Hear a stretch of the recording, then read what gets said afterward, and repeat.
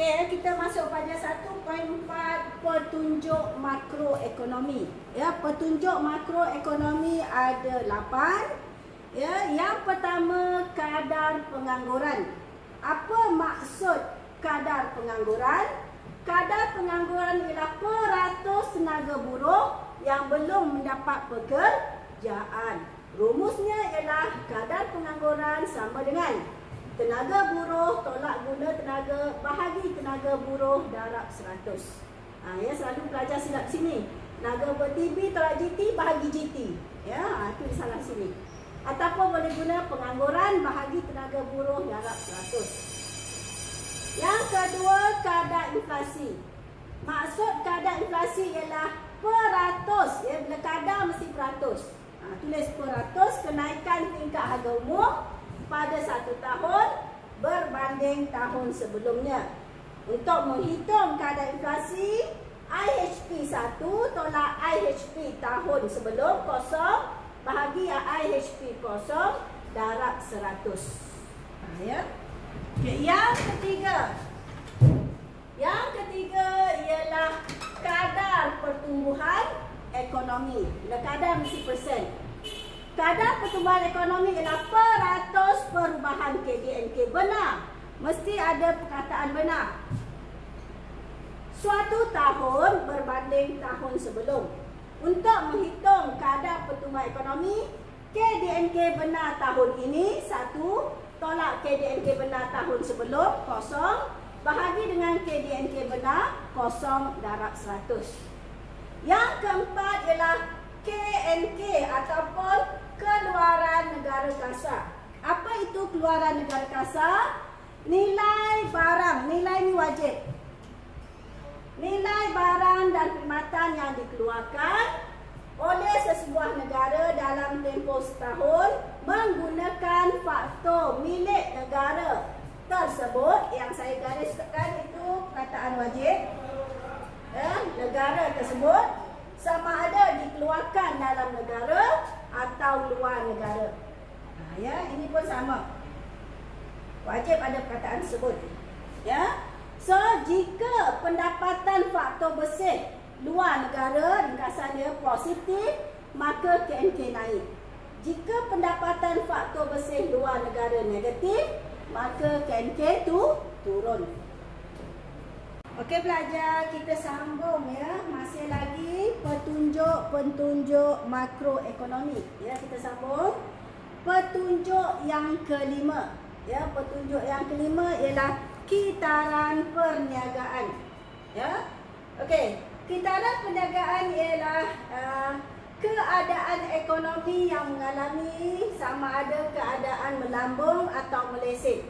So, melalui kitaran perniagaan ini kita boleh melihat prestasi ekonomi sesebuah negara. Adakah dia mengalami pengangguran ataupun dia mengalami inflasi, ya, ataupun dia mengalami guna tenaga penuh. Ya. Okey, keadaan melambung ni inflasi, meleset ni pengangguran dah. Ya. Okey. So, kitaran perniagaan yang kita akan gunakan petunjuknya ialah KNK potensi dan juga yang kedua KNK sebenar. Ya, data KNK potensi ni ya adalah data yang diramalkan, ya, iaitu keluaran negara atau pendapatan negara yang boleh dicapai. Ya, yang boleh dicapai jika semua faktor pengeluaran digunakan ataupun jika ekonomi sudah mencapai guna tenaga penuh. Ya, yang cikgu highlightkan tu kata kunci yang wajib ada dalam definisi. Tak ada ni tak ada masalah, ya. Okey, manakala KNK sebenar ni adalah data sebenar, iaitu keluaran negara yang sebenarnya dikeluarkan dalam ekonomi. Ya. Jadi KNK potensi, KNK sebenar ni boleh kita gunakan untuk melihat prestasi ekonomi.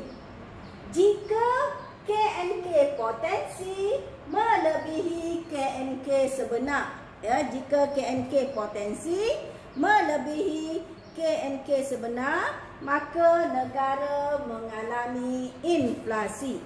Ya. Mengalami deflasi ataupun pengangguran ataupun kemelesetan ekonomi. Ya. So jika KNK potensi lebih besar daripada KNK sebenar, maka negara mengalami deflasi atau pengangguran atau kemelesetan ekonomi.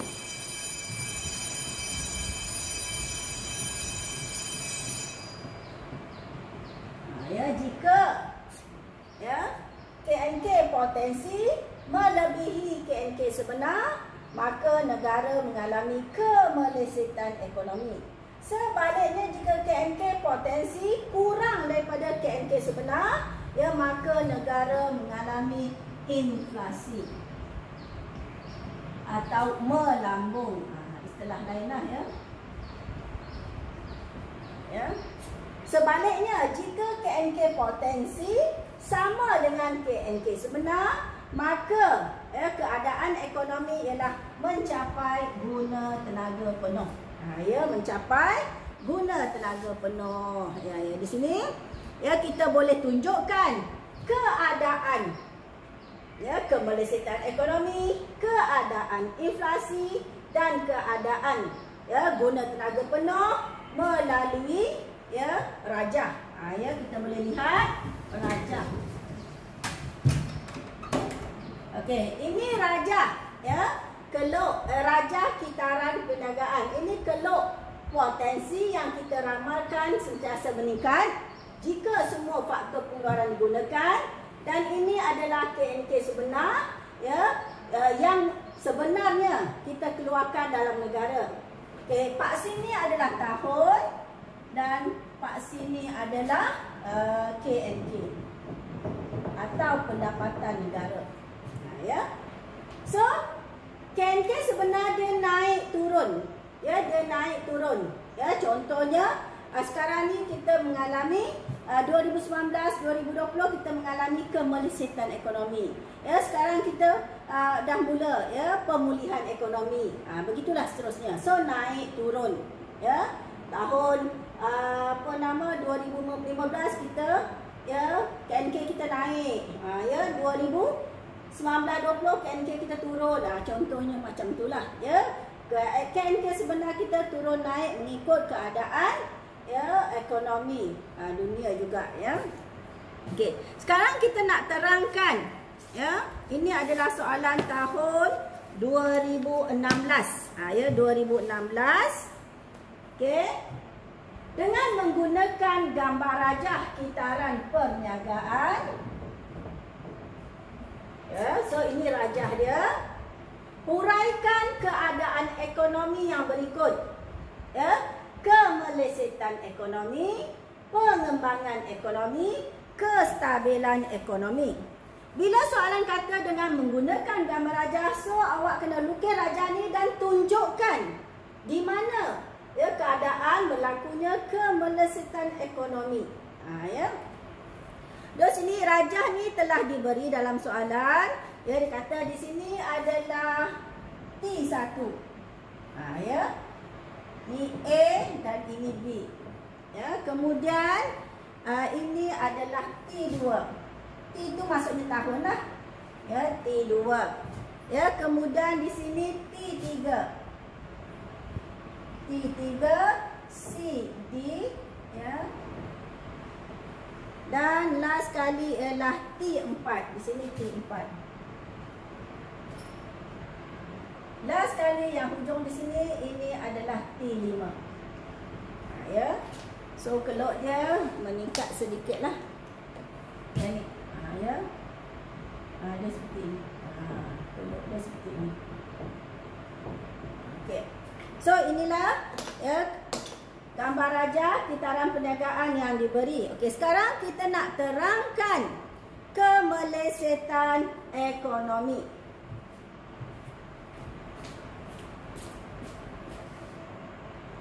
Okey, kemelesetan ekonomi berlaku di mana? Cuba lihat tadi nota. Kemelesetan ekonomi berlaku apabila KNK potensi lebih besar daripada KNK sebenar. KNK potensi lebih besar maksudnya di kawasan ini. So di kawasan ini berlaku kemelesetan ekonomi. Di sini berlaku kemelesetan ekonomi.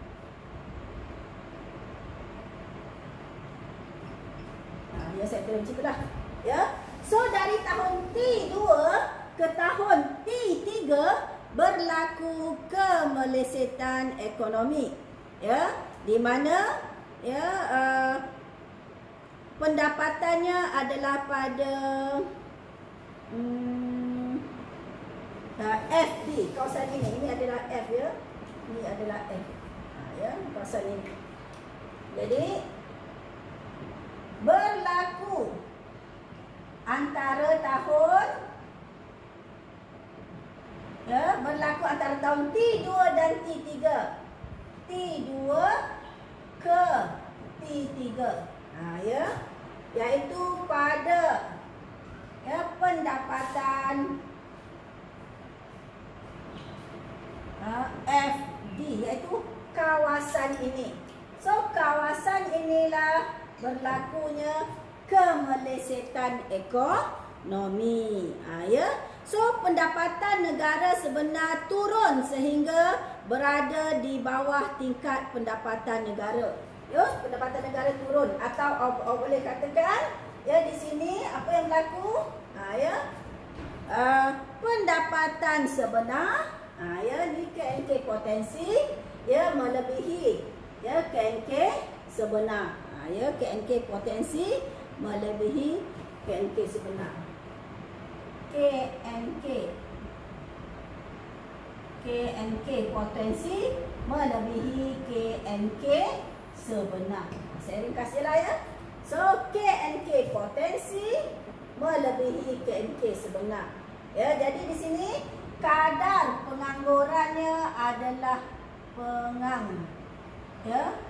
dah tulisan sekejap ya. Kadar pengangguran paling tinggi.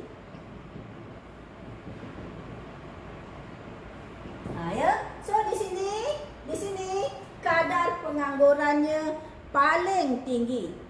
Di situ. So apa yang berlaku dengan kadar pertumbuhan ekonomi? Kadar pertumbuhan ekonominya adalah negatif. So di sini tiga perkara yang kita nampak. Di sini kadar penganggurannya sangat tinggi, kadar pertumbuhan ekonominya negatif.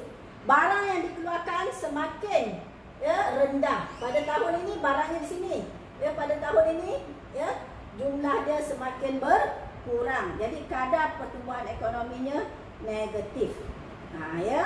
So di sini markahnya adalah 4 markah. Lupa nak beri markah. Markahnya adalah 4 markah. Di mana nak dapat 4 markah? Yang pertama berlaku dari tahun ini ke tahun ini. Tahun 2 ke tahun 3. Kemudian pendapatan negaranya ini KNK potensi kurang daripada KNK sebenar. Kadar pengangguran dia tinggi. Dan last sekali kadar pertumbuhan ekonominya defisit atau negatif. So 4 markah. Sekarang kita lihat pengembangan ekonomi. Pengembangan ekonomi juga 4 markah. Manakala guna tenaga atau kestabilan ekonomi 2 markah.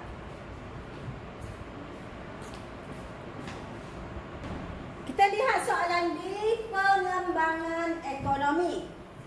Dari rajah ni di mana lokasinya pengembangan ekonomi? Lihat tadi kita dah belajar ekonomi mengalami inflasi atau pengembangan ekonomi apabila KNK potensi lebih rendah daripada KNK sebenar. So dari rajah ni KNK potensi lebih rendah. So lebih rendah di sini. Jadi kawasan ini berlaku inflasi. Dari G ke E ni. ni berlaku inflasi. Ya. Jadi pengembangan ekonomi ni maksudnya inflasi.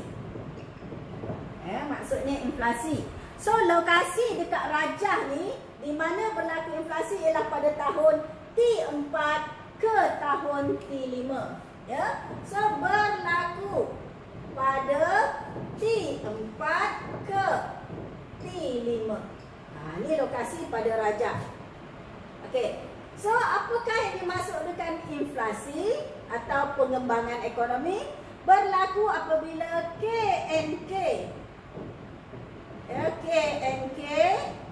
sebenar lebih besar daripada KNK potensi. Ya. So di sini apa yang kita lihat, ya. Okay, sorry ya, sebelum ni tak ceritakan lagi, tak habis lagi ni. Yang T ni.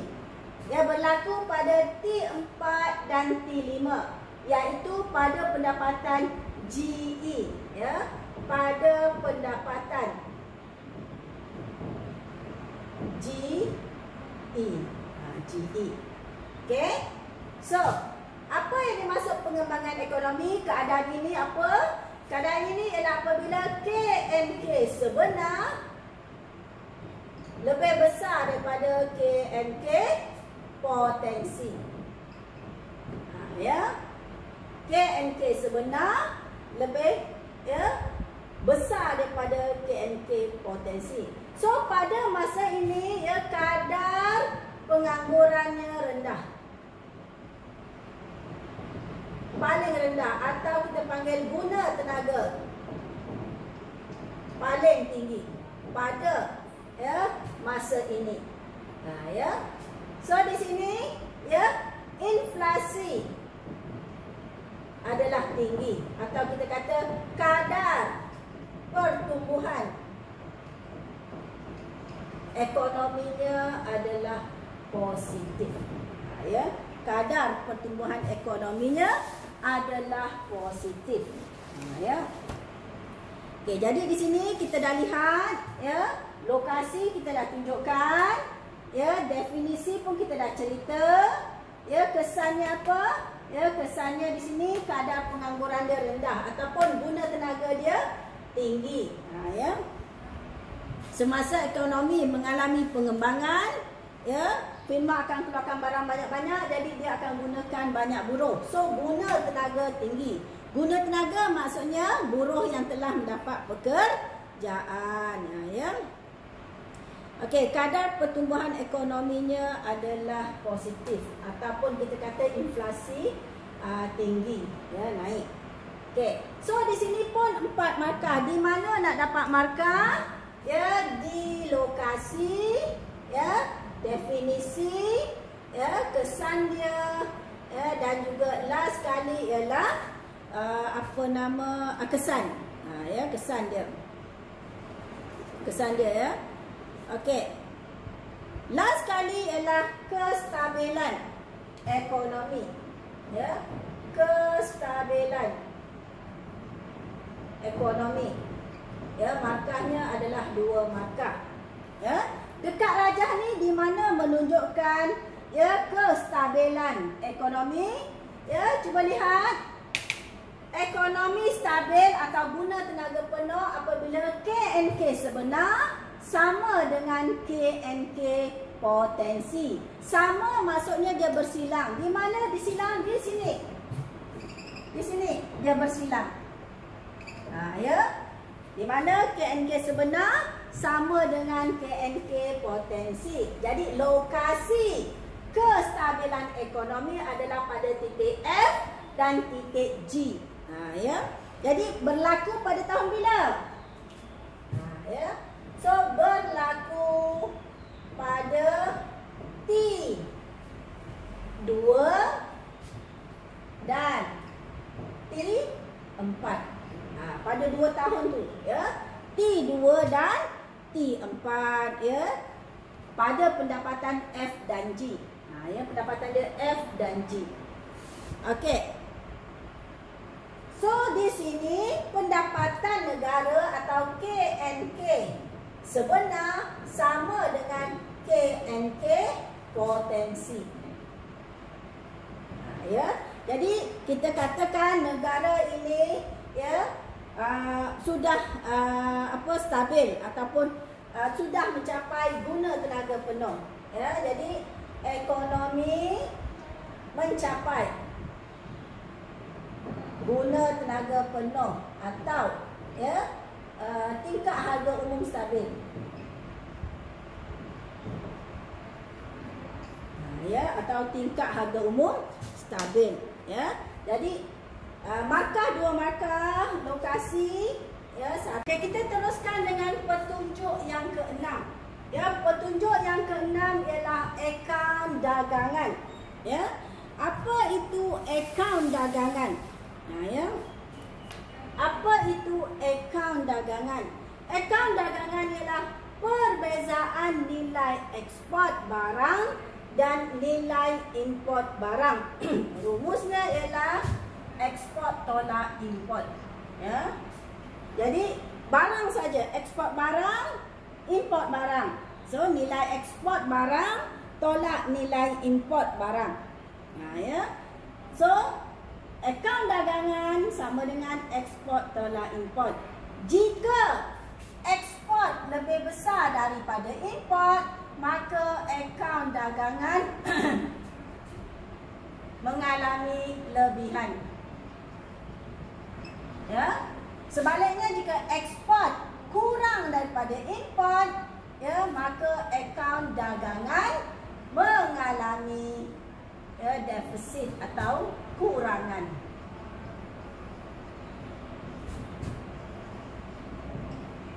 Ya, sebaliknya jika ekspor sama dengan import, maka akaun dagangan seimbang.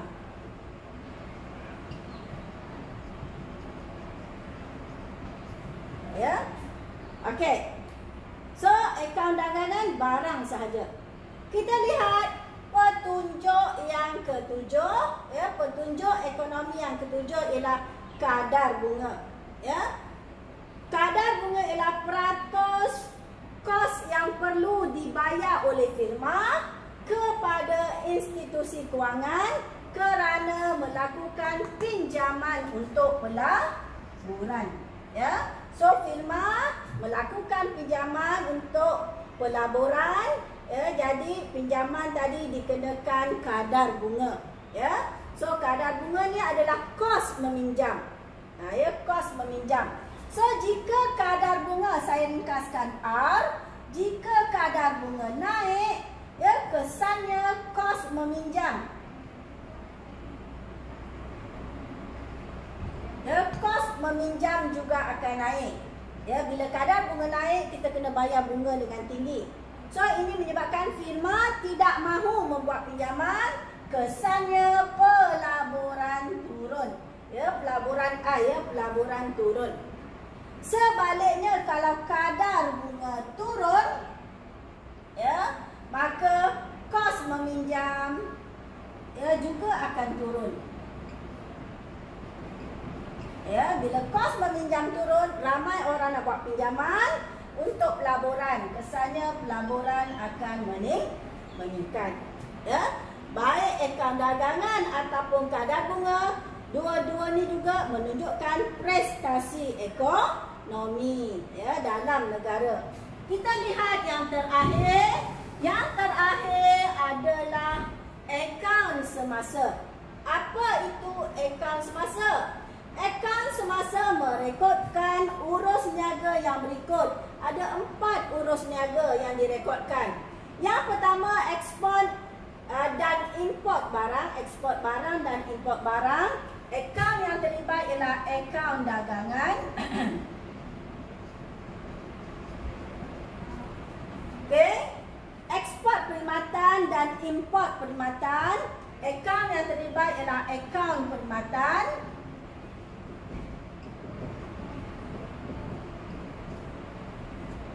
Okey, kemudian pendapatan. Okey, maksudnya pendapatan apa? Orang asing melabur di Malaysia. Ya, melakukan pelaburan di Malaysia. sama ada pelaburan langsung ataupun pelaburan langsung lah, pelaburan portfolio di akaun lain. Ya, pelaburan langsung ke Malaysia. So keuntungan ni kita panggil pendapatan. Ya, keuntungan daripada pelaburan. Kalau orang tempatan Malaysia melabur di negara asing, so keuntungan tadi bawa balik ke Malaysia. So ini akaun yang terlibat ialah akaun pendapatan. Dalam akaun pendapatan dia ada dua je, iaitu pendapatan pelaburan dan juga pampasan pekerja. Okay, last sekali ialah pindahan semasa. Pindahan semasa ni adalah pindahan wang yang bukan daripada aktiviti ekonomi yang produktif. Contohnya sumbangan dan sebagainya lah. Ya, derma dan sebagainya. Ya. Okay, ini pindahan semasa. So, akaun yang terlibat ialah akaun pindahan semasa. Ya, jadi nak kira akaun semasa, tambahkan keempat-empat akaun ni ya. Jadi akaun semasa, saya ringkas ya, sama dengan tambahkan akaun dagangan, tambah dengan akaun perkhidmatan, tambah dengan akaun pendapatan, tambah dengan akaun pindahan semasa. Tambahkan keempat-empat akaun ini, dapatlah akaun semasa. Ya, ini kita akan gunakan nanti dalam bab 5 ni. Ini semua dalam bab